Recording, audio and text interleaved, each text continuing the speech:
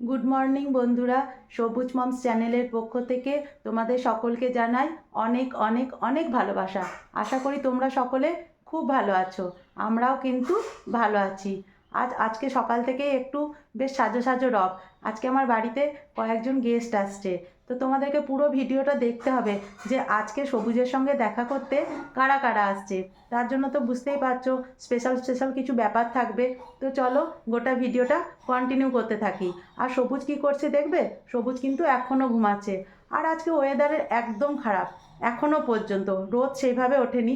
জানি না যত বেলা বাড়বে হয়তো রোদ উঠবে। রোদ উঠলে দিনটা বেশ ভালো লাগে, কেন শীতকাল তো রোদ না উঠলে ঠিক ভালো লাগে না।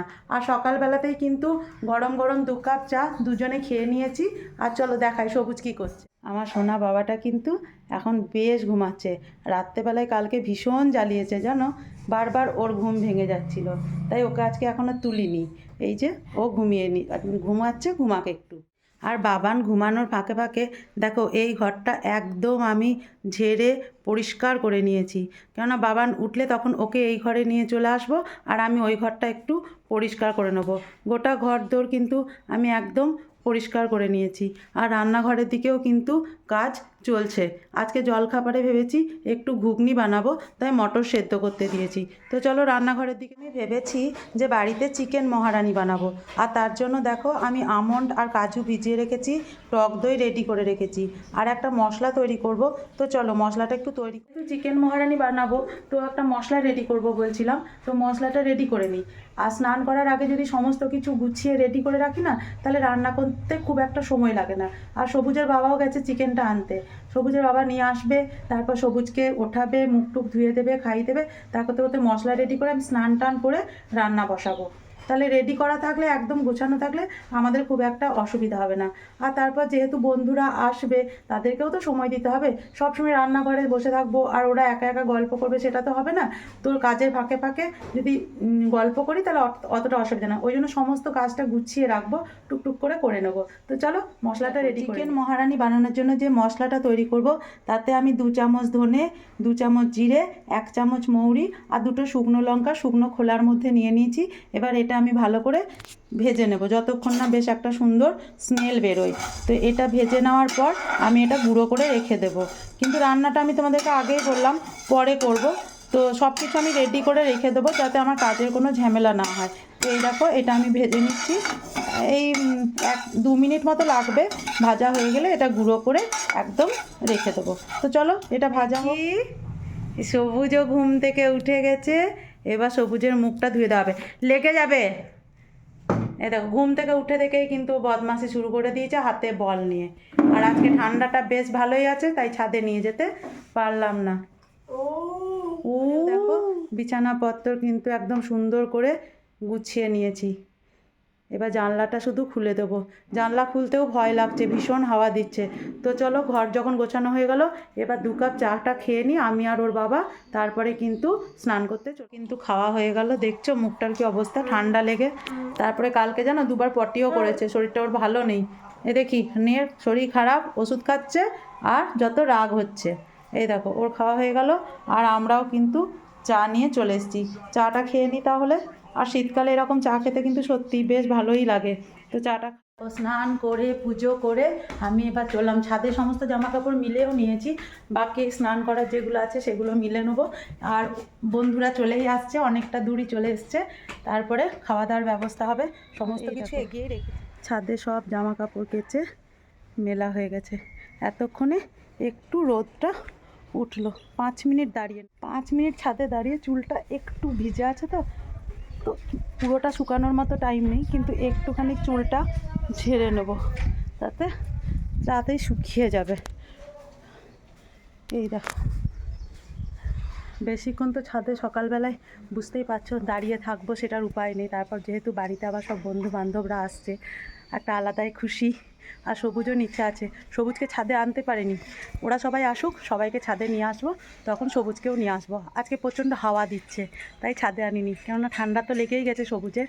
তো চলো, ফ্রাইড রাইস করবো বলে কিন্তু বাসমতি চালকে একদম ভালো করে ধুয়ে 1 ঘন্টা জলে ভিজিয়ে রেখে দিয়েছি। হাঁড়িতে কিন্তু জল ফুটতে দিয়ে দিয়েছি, আর এদিকে কড়াই বসিয়ে দিয়েছি।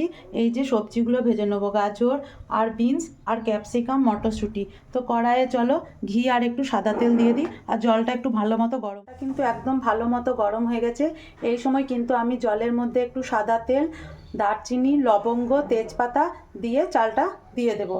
তো এটা করি, আর এদিকে দেখো সাদা তেল আর ঘি দিয়ে দিয়েছি, গরম হলে সবজিগুলো ভেজে নিচ্ছি। তো এই দেখো রান্নার মাঝে কিন্তু দরজায় বেল বেজে গেল, আর এই দেখো যাদের আসার কথা বলছিলাম তারা কিন্তু চলেই এলো। এই যে সুদূর মুম্বাই থেকে সবুজের সঙ্গে দেখা করতে এসছে মৌমিতা। এবার কে মৌমিতা তোমরা আশা করি বুঝতেই পারছো, যে সালোয়ার কামিজ পরে ঢুকছে সে হচ্ছে মৌমিতা, তাকে আমরা বিউটি বলেই ডাকি। আর প্রকাশকে তোমরা আগেই দেখেছো পিকনিকে, আর সাথে এসছে প্রকাশের বউ। প্রকাশ যেন এমনভাবে ওর বউকে নিয়ে ঢুকছে যেন আমাদের বাড়িতে অষ্টমঙ্গলা করতে আসছে। আমরা এই নিয়ে ভীষণ হাসাহাসি করলাম, আমি আর মৌমিতা। আর মৌমিতা হচ্ছে পুরোপুরি আমার গোত্রের মেয়ে, মানে আমি যতটাই হাসতে পারি মৌমিতাও ঠিক ততটাই হাসতে পারে, আর হাসাতেও আমরা কিন্তু দুজনে ভীষণ রকম পারি। তাই প্রকাশকে আর প্রকাশের বউকে আমরা একচোট নিয়েই নিলাম, যে তোরা কি আমাদের বাড়িতে এসেছিস অষ্টমঙ্গলা করার জন্য, একদম নতুন বউকে সাজিয়ে গুছিয়ে শাড়ি পরিয়ে নিয়ে এসেছিস। তারপরেই আমাদের শুরু হয়ে গেল জলখাবার পর্ব। আর জলখাবারে ছিল বাঙালির অতি প্রিয় মুড়ি, ঘুগনি আর মিষ্টি। আর জানো তো, যেহেতু অনেকটা আইটেম, আমি ঠিকমতো ফ্রাইড রাইসটা যখন করেছিলাম আমি ঠিকমতো মেশাতে পারছিলাম না। মানে ওই বন্ধুরা চলে এসেছিলো, তারপরে রাইসটা একটু নরম হয়ে গেছিলো, ঠিকঠাক মেশাতে পারছিলাম না বলে মৌমিতাকে বললাম, তোর ভালো অভ্যাস আছে, তোর শরীরটাও ঠিকঠাক আছে, তুই এটা মিশিয়ে দে। সত্যি মৌমিতা এত সুন্দর করে ফ্রাইড রাইসটাকে ওই সবজিগুলো দিয়ে মিশিয়ে দিল, সত্যি আমার কাজ অনেকটা কমিয়ে দিল। তারপরে আমাদের শুরু হয়ে গেল আড্ডা। যেহেতু পিকনিকে মৌমিতা যেতে পারেনি, তাই সবুজের সঙ্গে দেখা করতে এসেছিল, আর আড্ডাটা যেন একটু বেশি পরিমাণেই জমে গেছিল। এত গল্প করছিলাম যেন পুরোপুরি আমরা সেই পুরনো দিনে ফিরে গেছিলাম। আর এই দেখো অনেক দিন পর মৌমিতার সঙ্গে দেখা হয়েছিল বলে কত গল্প করছি।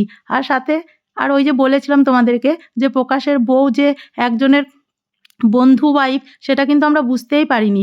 ওকে আমরা আমাদের বন্ধু হিসাবে গ্রহণ করে নিয়েছিলাম, আর ও নিজেকে আমাদের সাথে সেইভাবেই মিলিয়ে দিয়েছিল। তারপরেই শুরু হয়ে গেছিলো আমাদের কফি পর্ব। আর এদিকে চিকেন মহারানি করব বলে সমস্ত মশলা টশলা রেডি করে আমি রান্না করতে শুরু করে দিয়েছিলাম। এক ফাঁকে ওদের সঙ্গে গল্প করছিলাম আর ঘুরে ফিরে রান্না করছিলাম, কিন্তু পুরো রান্নাটা তোমাদেরকে আমি আর দেখাতে পারছিলাম না। এত গল্পে মশগুল হয়ে গেছিলাম যে কি বলবো, কোনটার পর কোনটা কিভাবে রান্না করেছি সেটা অন্য কোনো দিন অন্য কোনো ভিডিওতে চিকেন মহারানি রেসিপিটা তোমাদের সঙ্গে শেয়ার করব।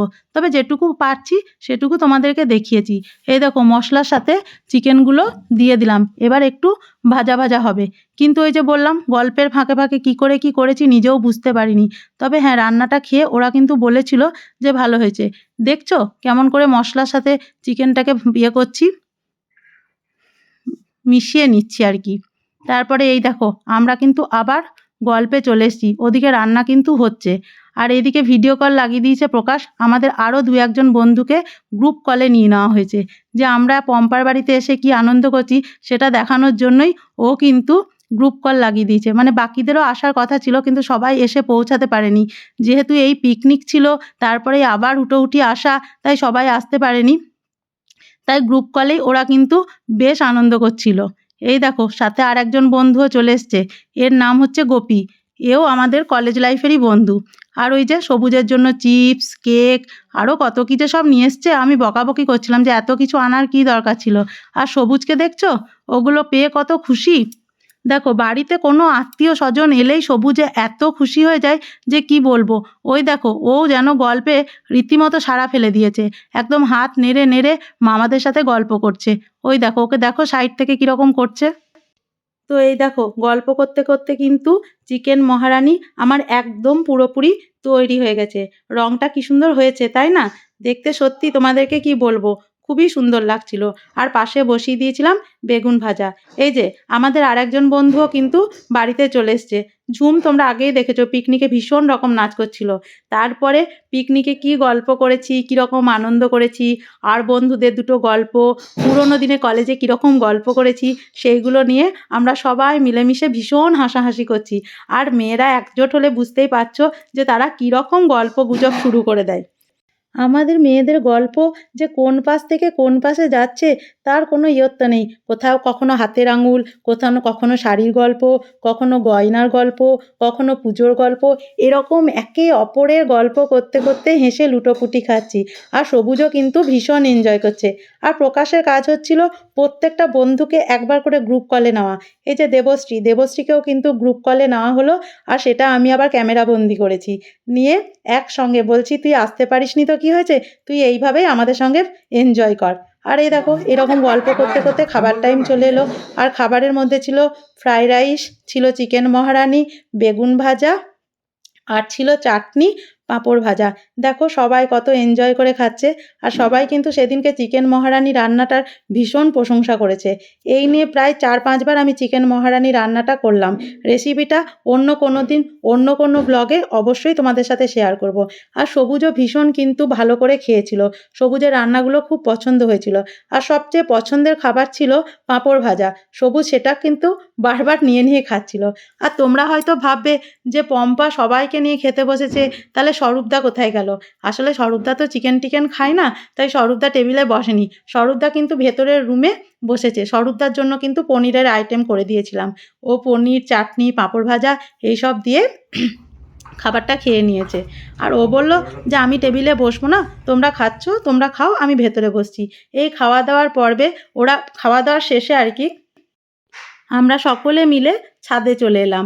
আর ছাদে নিয়ে চলে এসেছি একটা খুব সুন্দর লাল রঙের ভেলভেট কেক। এই কেকটা অবশ্য ওরাই নিয়ে এসেছিল।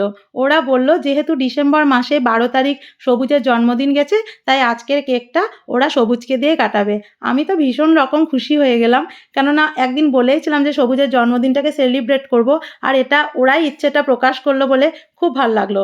তারপরে কেকটাকে রেখে আমরা ছাদে চলে এসে আইসক্রিম নিয়ে বসে গেছিলাম। শীতকালে ঠান্ডায় আইসক্রিম খেতে সত্যি ভীষণ মজা লাগছিল। আর ভিডিও কলে আরও 3-4 জন বন্ধু যোগ দিয়েছিল। ওরা আইসক্রিমটাকে খেতে পায়নি ঠিক কথায়, কিন্তু আমাদের সঙ্গে ভীষণ রকম এনজয় করছিল। আর সবুজের মজা দেখো, ও যেন ভিডিও কলের সাথে খুব সুন্দরভাবে যোগদান করছিল, গল্প করছিল। ও তা সেরকম করে গল্প করতে না পারলেও সবার কথার ভালোই রেসপন্স দিচ্ছিল। আর আমরা গল্প করতে করতে ছাদে রোদটাকে কিন্তু খুব ভালোভাবে নিচ্ছিলাম। আর এত গল্প করছিলাম যে হেসে লুটোপুটি খাচ্ছিলাম। আমাদের আনন্দ দেখে তোমরা সকলেই বুঝতে পারবে যে কলেজের বন্ধুরা দীর্ঘ এত বছর পর একত্রিত হলে যে কি আনন্দ হয়, যত গল্প। ব্যাস তা করতে করতেই সেই মাহেন্দ্রক্ষণ চলে এলো। সবুজকে আমরা সকলে মিলে কেক কাটাতে শুরু করে দিলাম। Happy birthday to you, happy birthday to you, happy birthday dear Sabuj, happy birthday to you. বার করে বার করে দি। ছেড়ে দাও সবুজ। দেখি বাবা, হাতটা ছাড়ো, এটা ছাড়ো, ছুরিটা ছাড়ো। সবুজকে দিয়ে কেক কাটানোর পর মৌমিতাই কিন্তু সবুজটা মানে কেকটাকে সুন্দরভাবে ভাগ করে দিচ্ছিল। আর মৌমিতাই বলল যে ও নিজে হাতে সবুজকে কেকটা খাইয়ে দেবে। আর এটা আমার ভীষণ রকম ভাল লাগলো যে সবুজ তার মাসিমণির কাছ থেকে কেকটাকে খাচ্ছে। আর সবুজ কিন্তু বেশ ভালোভাবে কেকটা খেলো। আমরা ভীষণ খুশি হলাম। আমরা সকলেই একটু একটু করে কেকটাকে খেলাম। সত্যি কেকটা কিন্তু দারুণ খেতে ছিল। মৌমিতা, তোকে বলতেই হয়, মানে শুধু মৌমিতাকে বলা ভুল হবে, যে সকলে মিলে কেকটা আমরা কিন্তু খুব ভালোভাবে খেলাম। তারপরেই শুরু হয়ে গেল আমাদের আবার একজন বন্ধুর বাড়ি যাওয়া। প্রকাশ যেহেতু গাড়ি নিয়ে এসেছিল, তাই প্রকাশের গাড়িতে করে আমরা বাকিরা আর কি, আমি, ঝুম, প্রকাশের বউ, সবুজ আর প্রকাশ গাড়িতে গেলাম। আর আমার হাজব্যান্ড আর মৌমিতা স্কুটিতে করে আর এক বন্ধু ইলার বাড়িতে চলে এলাম। ইলার বাড়ি হচ্ছে হাটজেন বাজার। যেহেতু শিউরি এসেছে অথচ ইলার সঙ্গে দেখা করবে না, ইলা ভীষণ রকম রাগ করে যাবে, তাই আমরা আমরা ইলাকে কথাই দিয়েছিলাম যে প্রকাশ যদি আমাদের বাড়িতে আসে তাহলে তোদের বাড়ি অবশ্যই যাবো। তো সেই রকম কথা অনুযায়ী ইলাদের বাড়িতে আমরা চলে এলাম। সত্যি ইলার বাড়িটা খুব সুন্দর আর ইলার আন্তরিকতারও অভাব ছিল না। তো খুব এনজয় করলাম ইলার রুমে গিয়ে। দেখো আমরা কত হাসাহাসি করছি, মানে ছোট ছোট এক একটা ঘটনা দেখছি আর হেসে লুটোপুটি খাচ্ছি। কি বলবো, সব কথা তো তোমাদের সামনে তুলে ধরতে পারছি না। আর এই দেখো ইলা কিন্তু 1 কাপ করে কফি আর 1 গাদা করে পাঁপড় ভাজা দিয়েছিল। সত্যি সেটা খুব এনজয় করে খেলাম। আর খাওয়ার থেকেও বড় কথা, এত হেসেছি সেদিন কিচ্ছু বলার নেই। যেন পুরোপুরি নিজেদেরকে বাঁধন ছাড়া পাখি বলে মনে হচ্ছিল। মানে সমস্ত কিছু ভুলে গেছিলাম, যে একজনের বাড়িতে গিয়ে লিমিট ছাড়া হাসতে নেই, সেটা যেন একদম ভুলেই গেছিলাম। এত হেসেছি যে কি বলবো, মানে হাসতে হাসতে লুটোপুটি খেয়েছি। আর সবুজ তো মাঝে মাঝে অবাক হয়ে যাচ্ছিল যে মা বা মায়ের বন্ধু বান্ধবীরা কি করছে, কেন এত হাসছে। আর সবুজ ওখানে গিয়ে খুব পছন্দের খাবার ওই পাঁপড় পেয়েছে, তাই ওকে বারণ করছি যে দুপুরবেলায় একবার পাঁপড় খেলি আর খাস না, কিন্তু ও তো শুনবে না, ও পাঁপড় ভাজা খেয়েই যাবে। তো ঠিক আছে, একটা দিন খাওয়া যেতেই পারে। তারপরে ওদের বাড়ি থেকে চলে আসার পর আমাদের সিউড়িতে চলছিল খাদ্য মেলা। তো সেই খাদ্য মেলাতেও কিন্তু আমরা সেই দিনটাকে আর কি মানে ছাড় দিইনি, আমরা মেলাতেও চলে এসেছি। মানে কি করবো, ওই যে বললাম কিচ্ছু খুঁজে পাইনি, তাই মেলাতে চলে এসেছি। খুব এনজয় করছি মেলাতে এসে। এই দেখো সবাই মিলে একসঙ্গে মেলা ঢুকছি। আর আগের দিন জানো তো খুব মন খারাপ হয়ে গেছিলো মেলা আসতে পারিনি বলে, কিন্তু প্রকাশ, মৌমিতা এরা সবাই এলো আর বলল চল তাহলে আজকে সবুজকে নিয়ে একবার মেলা ঘুরিয়েই নিয়ে আসি। তো মেলাতেও ঢুকে গেছি। তো এই দেখো আমাদের সিউড়ির খাদ্য মেলাটাকে কি ভীষণ রকম সুন্দর করে সাজানো হয়েছিল। আসলে এই সিউড়ির মেলাটার নামই দেওয়া হয়েছিল সিউড়ি উৎসব। 25শে ডিসেম্বর থেকে 31 ডিসেম্বর পর্যন্ত এই মেলা চলছিল। আর এত সুন্দর, মানে সিউড়িতে প্রথম এরকম একটা মেলার আয়োজন করা হয়েছিল সিউড়ি মিউনিসিপ্যালিটির তরফ থেকে। সত্যি না এলে মেলাটাকে ভীষণ রকম মিস করতাম, কিন্তু এত ভালো লাগলো। এত লাইট দিয়ে কোনো দিনও সিউড়িকে সাজানো হয়নি, এই প্রথম সিউড়িকে এত সুন্দরভাবে লাইট দিয়ে সাজানো হলো। আর দীর্ঘ কত বছর পর যে আমরা নাগরদোলায় চাপলাম, কি বলবো, নাগরদোলায় চাপার আগেই পেটের ভেতরটা যেন গুড়গুড় গুড়গুড় করছিল, কিন্তু চেপে যাওয়ার পরে আমাদের ভয় কোথায় চলে গেল, আমরা আনন্দে নাচতে শুরু করে দিলাম। যেন মনে হলো সেই ছোটোবেলাকার জীবনে মানে চলে এসেছি। আর জানো সব থেকে বড় উঁচু যে নাগরদোলাটা ছিল, ওই নাগরদোলাটাতেই চেপেছি। আর মৌমিতা তো আমাকে শুধুই বকছে, পম্পা তুই মোবাইলটা ভরে দে, ওটা পড়ে গেলে কিন্তু যাচ্ছে তাই হয়ে যাবে। আর আমি বলছি একবার শুধু রেকর্ডিং করে নিই, এইটা ক্যামেরাবন্দি করে রাখলে সমস্ত কিছু হাতের মুঠোয় থাকবে, তাই মানে ক্যামেরাবন্দি করে রেখেছিলাম। আর এই যেহেতু খাদ্য মেলা, তাই খাবারের কাছে আসবো না তাই কখনো হয়, তাই আমরা খাবারের কাছে চলে এসেছিলাম। নিয়েছিলাম ফিশ ফ্রাই, ফিশ কবিরাজি, মানে চিকেনের আইটেমের দিকে আমরা খুব একটা যাইনি, আমরা মাছ খেতে ভীষণ ভালোবাসি। আর দুপুরবেলাতে যেহেতু চিকেনটা খেয়েছিলাম, তাই চিকেনের দিকে আর যাইনি, মাছের আইটেমগুলোই একটু একটু করে টেস্ট করেছিলাম। আর সবুজ ভীষণ রকম খুশি, ও শুধুই বলছিল মানে ওখানে যেহেতু গানের অনুষ্ঠান হচ্ছিল, ও শুধুই বলছিল যে গানের ওখানে নিয়ে যেতে, কিন্তু এত ভিড় হয়েছিল ঠিকঠাক নিয়ে যেতে পারছিলাম না। তাই এই দেখো কি সুন্দর খাবারগুলো।